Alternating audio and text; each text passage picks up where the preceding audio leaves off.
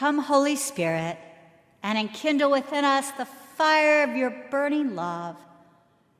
In your blessed name we pray. Amen. Good morning. You have to love a prominent piece of Scripture, a famous passage that contains a flat-out denial of day drinking. No, we're not into the champagne. This is not about the Bloody Marys gone awry. This is not a Sunday brunch gone wild. They heard them talking, each in their own language, and they said to one another, how can this be that this uneducated, less than refined, motley group from Galilee, how is it that they are speaking our native languages with exquisite accents, proper vocabulary, the language and soul, the language of our hearts and souls, and we understand them? What's going on? And others said, you know what? I'll tell you what's going on. They're drunk. They are filled with new wine. And the Apostle Peter replies, in his very first sermon, he has to begin by saying with a disclaimer, no, they're not drunk. Judeans and everyone else who lives here now in Jerusalem, these people, my colleagues whom you hear speaking your own language, they're not drunk. It's only 9 o'clock in the morning. I love it. His first sermon, and he has to begin by saying, no, this is not about alcohol. Friends, we have come a long way since that day. And we are perhaps not necessarily known these days for our exuberance. But I wonder if we are at a place and a time when we may be ready to change. On that day that the Holy Spirit ripped through the upper room, blasted through the reserve of the people gathered, and propelled them out onto the streets, telling the story of Jesus, his love, his care for each of us, even the most disagreeable of us, the most fragile of us, the most broken of us, the most shattered. His care for me, his care for you, for your children and your grandchildren, for the little ones of our world who need us more now than ever to keep them safe. There they are, telling of Jesus' love for us, his death, and then his showing up again, his resurrection that makes no sense but creates a place of hope in our fractured world. Jesus' love and death and resurrection, and then his gift of the Holy Spirit that ripped through the upper room and started something 2,000 years ago that we tentatively hold on to today. Today, we are the ones who are supposed to know and to throw the good news of God and Jesus Christ throughout the world. That's on us now. And let's speak the truth. The tectonic plates of our society are shifting. The roots of our democracy, the building blocks of our communities are decomposing all around us, and we need help. We need hope. We need the Holy Spirit.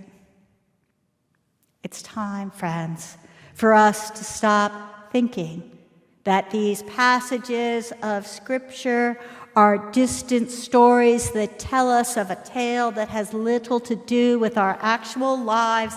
And instead, friends, we need to engage the Bible, wrestle with these holy words, and in the process, be who God longs for us to be and how God longs for us to be in the world. In Peter's first sermon, after he assures everyone that they're not drunk, he quotes the prophet Joel, Joel, who lived in a time when his people are trying to throw off an oppressor, in a time that was with much uncertainty in the world, a time when people were desperate for a new beginning. And Joel relays in his prophecy what God says. God says, I will pour out my Holy Spirit upon all your people, and your sons and your daughters will prophesy, and your young people will see visions, and your elders will dream dreams. And so I say to all of us who happen to be over the age of 28, 29, or 30, all of us who are older than that, what are our young people saying? What truths are they speaking about our environment? How many species of animals will cease to exist before they have children? How might our climate continue to shift so that out-of-control flooding is common, yet snow in the lower peninsula of Michigan is rare? What visions do our young people have for a world where they can go to school without being afraid? We have the same level of mental health issues in our country as other countries in the first world have. Yet the children of those countries do not go to school regularly wondering if there is a safe route out to escape the spraying from bullets discharged from a gun that was legally purchased. Have we asked? Have we listened? Do our young people have a dream of feeling safe? Today, in the community I am visiting, we have a group of young people, a group of teen leaders who have gathered this morning to make a mature commitment of faith to be followers of Jesus of Nazareth, Jesus Christ. And I have heard a bit of what they long for. And it is my deep desire that after today, all of us who will from afar or in person, who will happily say that we support these young people in their life with Christ, I invite all of us in formal and informal settings to take the time to ask these young men and women what it is that they long for. What changes do they want to see in our world? What fears might they have? What gives them joy and hope? And then it is my profound hope and deep prayer that we work with them to create ways for our communities to assist them in making their dreams a reality. I believe that together, our communities of faith have the means and the ways to create significant change here in Southeast and South Central Michigan. And I also think, friends, it will be a sin of omission on us if we do not ask, and then when we do ask, if we do not act to make those changes. So, friends, I invite all of us to start finding out the hopes and dreams of those young people, and then, friends, of the children and the grandchildren of the ones whose dreams we have not heard because they are not in our churches. Because, frankly, they find our worship, our rituals, our music, and our sermons boring. And so they're not there.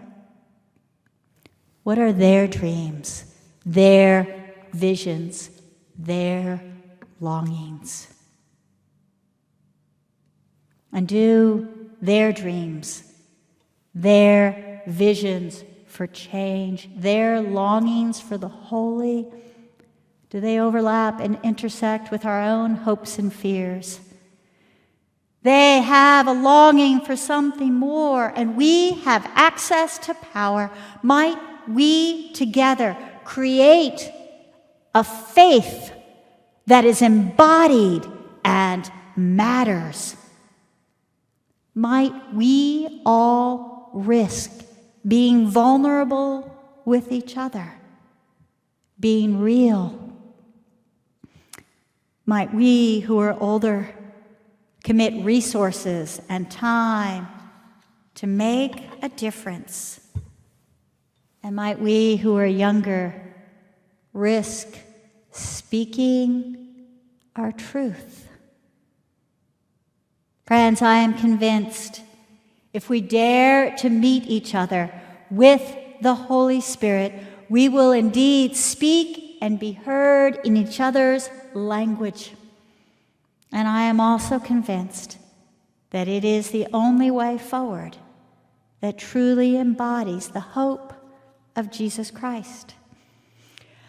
2,000 years ago, the Holy Spirit came upon those early followers of Jesus, upending their lives and altering their souls.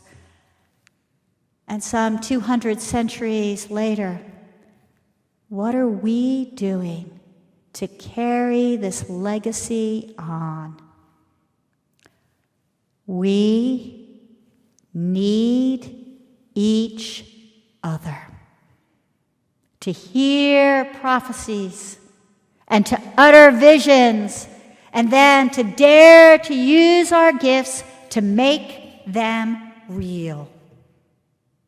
Are they drunk? No,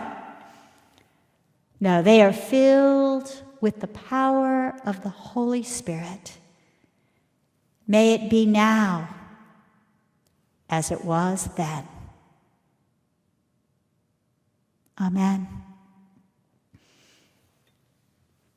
Dear friends, life is short, and we do not have much time to gladden the hearts of those who journey the way with us.